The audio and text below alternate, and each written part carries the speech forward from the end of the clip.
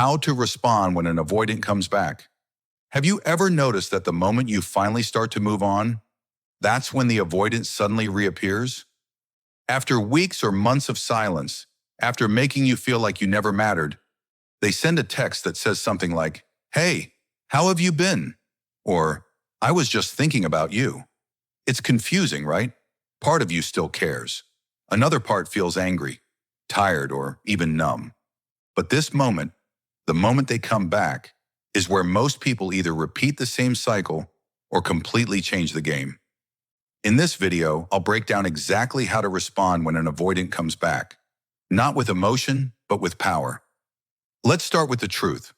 Avoidants don't come back because they've suddenly become emotionally available. They come back because distance feels safer than closeness, until the distance becomes too empty. When you stop chasing them, when your silence stretches long enough that they can no longer feel your presence in the background, something shifts. The very space they created starts to feel cold, and they begin to wonder if you finally stopped caring.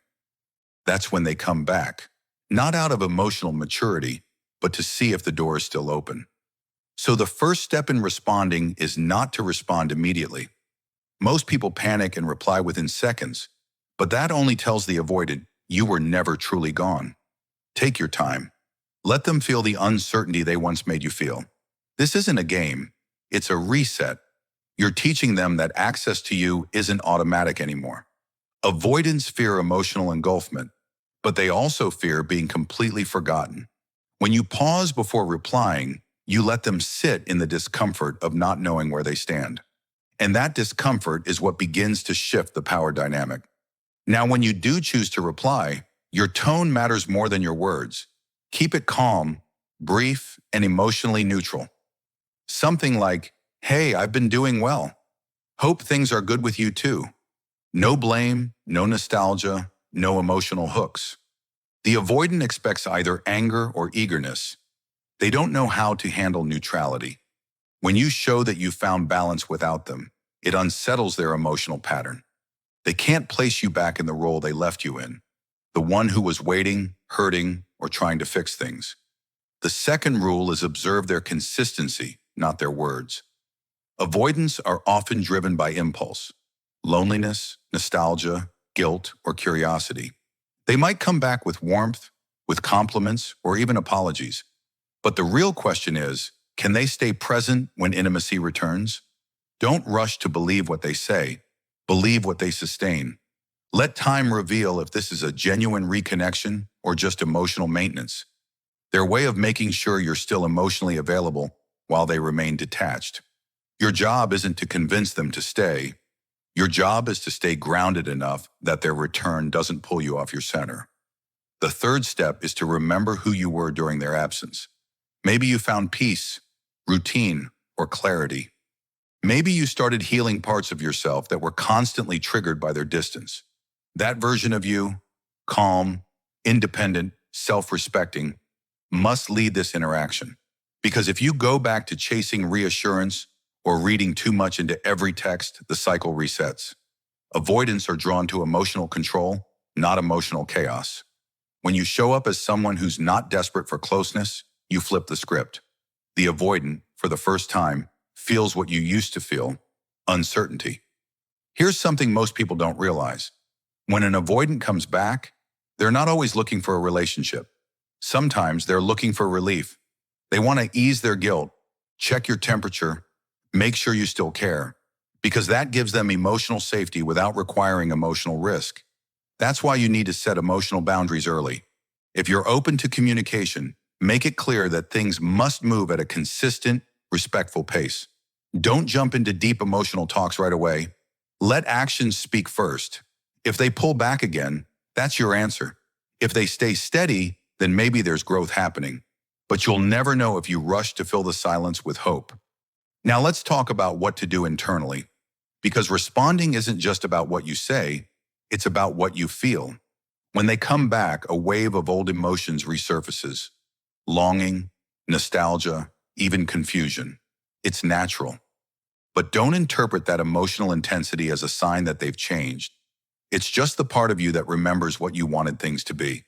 So instead of reacting from emotion, Witness it. Let yourself feel the pull, but don't follow it blindly. Emotional awareness is your armor here. It allows you to engage without losing yourself. And if you're tempted to use this moment to prove your worth, pause. Avoidants don't respond to pressure, they respond to peace. When you stop trying to prove that you're the right person for them, they start seeing you as the real person they overlooked. True strength isn't in making them stay, it's in making yourself so emotionally stable that their return doesn't determine your value. That's the kind of energy that naturally commands respect. Sometimes the most powerful response is silence. If they come back half-heartedly, with vague messages or nostalgia without accountability, it's okay to ignore it. Not every text deserves your emotional labor.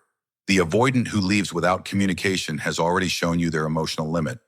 You don't owe them re-entry into your peace unless they show up differently. Silence, when used consciously, isn't punishment. It's protection. It tells them, access denied until effort is proven. But let's imagine they seem sincere. They're open, vulnerable, and genuinely trying to reconnect. In that case, take it slow, but stay observant. Don't pick up where you left off. Start from where you are now. Ask questions that reveal emotional growth. What made you reach out? What's different this time? The goal isn't to interrogate, but to understand if they're self-aware. Avoidants who return without introspection will repeat the same pattern.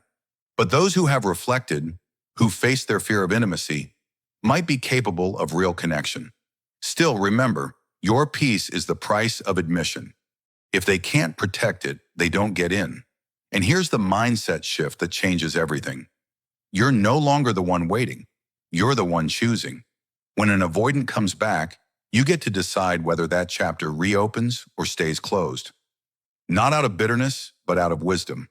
The version of you that begged for connection has evolved. You're no longer operating from fear of loss. You're moving from a place of emotional abundance. When you stand in that energy, the avoidant feels it. They sense that you're no longer emotionally dependent on them for validation. Ironically, that's when they often start chasing, because you've become what they fear and desire the most, someone emotionally free.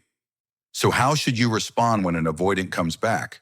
With stillness, with boundaries, with a calm presence that says, I'm not the same person you left.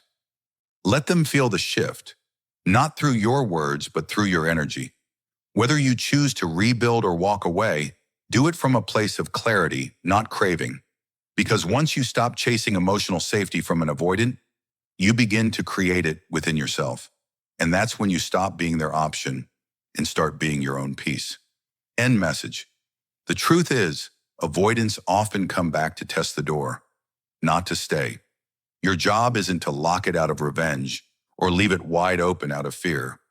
It's to stand there hand on the handle and decide, not from old wounds, but from your healed wisdom. The moment you can say, I'm fine whether you stay or go, that's when you've truly mastered emotional power.